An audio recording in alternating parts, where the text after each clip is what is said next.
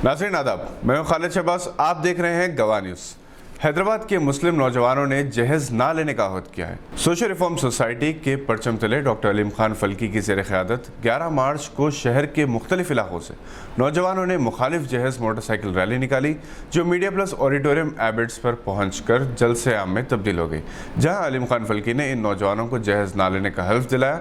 इससे पहले इन्होंने जहेज़ को समाज का सबसे घिनौना नासुर करार दिया, जिसका कर्ब हर गरीब और औसत तबके के वालिदैन के चेहरों पर नजर आता है। जहेज़ की वजह से हज़ारों लड़कियां बिन ब्याही बूढ़ी हो रही हैं और बेराह रवी का शिकार हो रही हैं। इन नौजवानों ने इस बात का अहद किया कि वो अपने वालिदैन को न सिर्फ जहेज़ का मुखालिफ बना दें, बल्कि लड़की वालों पर किसी किस्म का बोझ नहीं डालेंगे, इसराफ की शादियों का बाइकआउट करेंगे और ख़ुद निकाह के दिन तआम की ज़ियाफ़त से गुरेज करेंगे। वलीमा भी सादगी से किया जाएगा। जो पैसा गैर ज़रूरी रसूमात पर खर्च होता है, वही पैसा इस्लाह माशरा के लिए खर्च किया जाएगा, जिनमें गरीब मुस्तहक़ लड़कियों की शादियाँ, तालीम और सूदी खर्च से मुस्लिम माशरे को निजात दिलाना है।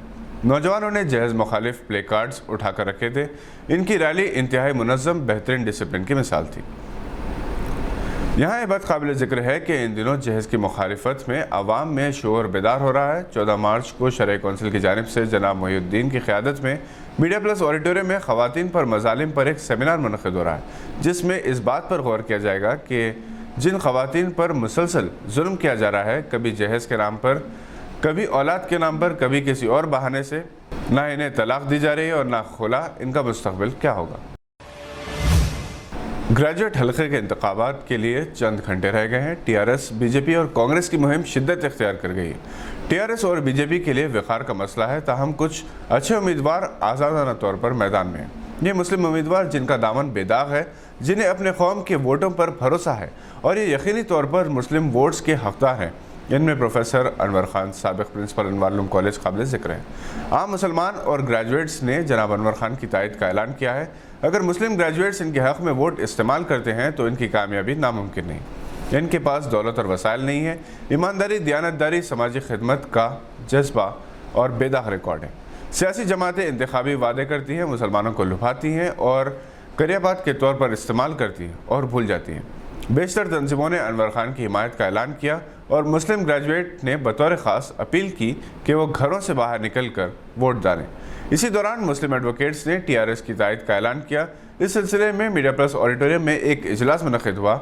200 से ज़ायद मुस्लिम एडवोकेट्स ने शिरकत की।